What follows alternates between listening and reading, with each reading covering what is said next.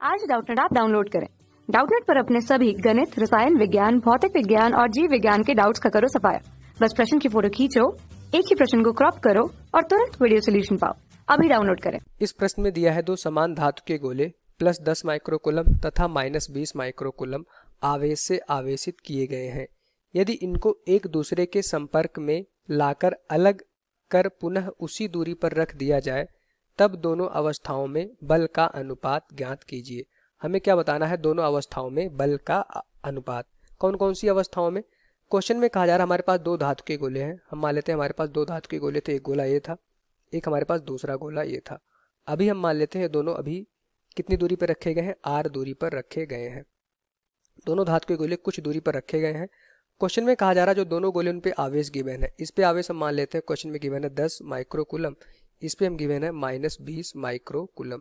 तो यहाँ से देखेंगे जब दो आवेश r दूरी पे रखे रहते हैं, अगर दोनों आवेश विपरीत मतलब कि विपरीत दिशा के हैं, एक धन आवेशित है एक ऋण आवेशित है, तो उन पे एक आकर्षण का बल लगेगा। इसको हम मान लेते हैं आकर्षण का बल है, अभी F1 लग रहा है दोनों गोलों पर। ठीक। अब क्वेश्चन में कहा जा रहा है कि अभी इन दोनों गोलों को लाके आपस में आप सटा दीजिए, संपर्क में कर दीजिए। तो दोनों गोलों को आप अगर संपर्क में करेंगे तो इस तरह से यहाँ पे संपर्क होगा दोनों गोलों का। दोनों गोले यहाँ पे आके संपर्क में आ गए। अब क्वेश्चन में कहा जा रहा है कि संपर्क कराने के बाद वापस पुनः उतनी ही दूरी तक ले जाइए जितनी दूरी पर गोले पहले रखे गए थे। ठीक। तो यहाँ से अगर देखें इसको वापस उतनी दूरी तक ले जाइए जितनी दूरी पे पहले रखे गए थे। दोनों गोलों के जो बीच की दूरी पहले थी फिर उतनी दूरी तक दोनों गोलों को ले जाएंगे। ये हमारे पास गोले फिर से कितनी दूरी पे आ गए? r दूरी पे आ गए। तो जब फिर से r दूरी पर गोलों को हम लेके आ गए संपर्क करने के बाद में, तो उस समय जो गोले पे बल लगेगा उसका मान बताना है। ठीक। तो यहाँ से हम कह सकते हैं पहले गोले पे कितना आवेश था? एक गोले पे था हमारे पास 10 माइक्रोकूलम, दूसरे गोले पे हमारे पास था -20 माइक्रोकूलम। तो अब हम बल का मान निकालेंगे। बल F1 का मान अगर देखें तो F1 बराबर क्या होता है? K Q1 Q2 upon R square. Q1 की वैल्यू हो जाएगी हमारे पास 10 माइक्रोकूलम है तो 10 की घात -6 कूलम हो जाएगा। Q2 की वैल्यू -20 गुणे 10 की घात -6 बटे उनके बीच की दूरी R स्क्वायर हो जाएगी। इसको हम कह सकते हैं F1 का मान। F1 की इतनी वैल्यू आ गई। अब जब इन दोनों को आप संपर्क में रखेंगे, पहले इसके पास आवेश कितना था? 10 माइक्रोकूलम। ठीक। ये हमारा 10 माइक्रोकूलम था, ये हमारा 20 माइक्रोकूलम वाला आवेश था। अगर आप दोनों को संपर्क करेंगे तो इनका जो कुल आवेश हो जाएगा, कुल आवेश अगर देखेंगे तो हमारे पास हो जाएगा 10 - 20 मतलब कि -10 माइक्रोकूलम। ये हमारा संपर्क करते समय दोनों आवेश का जो कुल आवेश हो जाएगा दोनों गोलों पे, उसका मान कितना आ जाएगा? -10 माइक्रोकूलम। इसका मतलब क्या हुआ? जैसे ही आप संपर्क करेंगे तो दोनों आवेश जुड़ जाएंगे एक दूसरे से।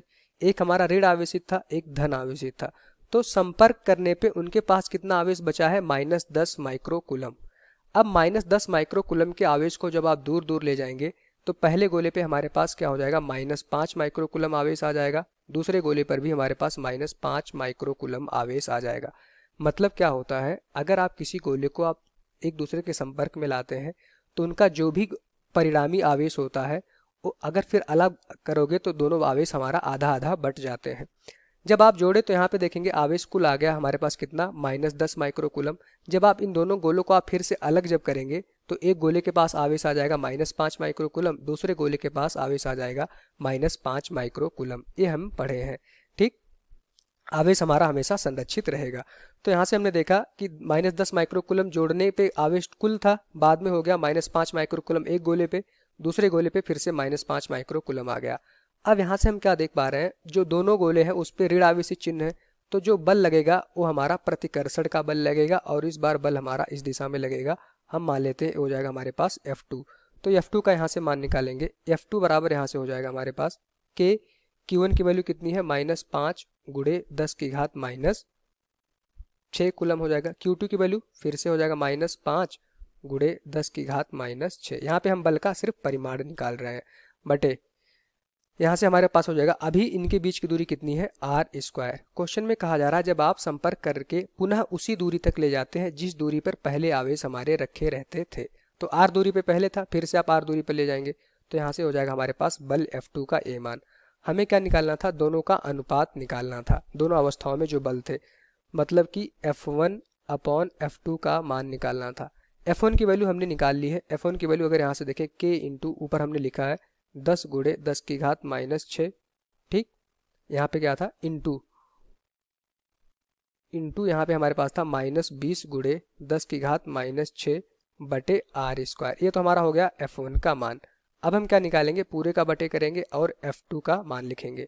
क्योंकि हम f1 अपॉन f2 का अनुपात निकाल रहे हैं तो k इंटू -5 गुणे 10 की घात -6 गुणे, यहाँ पे हो जाएगा -5 गुणे 10 की घात -6।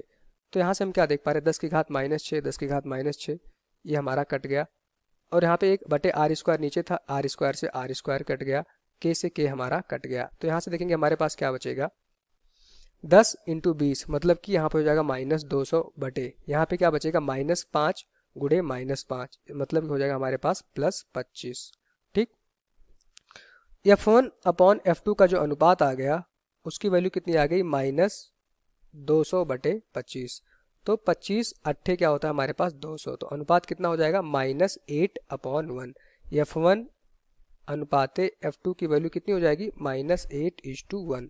ये हमारा इस क्वेश्चन का आंसर हो जाएगा, यही हमारा इस क्वेश्चन का आंसर हो जाएगा। Thank you. कक्षा 6वीं से 12वीं से लेकर नीट, IIT, JEE वो एडवांस के लेवल तक 1 करोड़ से ज्यादा छात्रों का भरोसा। आज ही डाउनलोड करें डाउटनेट ऐप या व्हाट्सएप करें अपने सारे डाउट्स 8400 400 400 पर।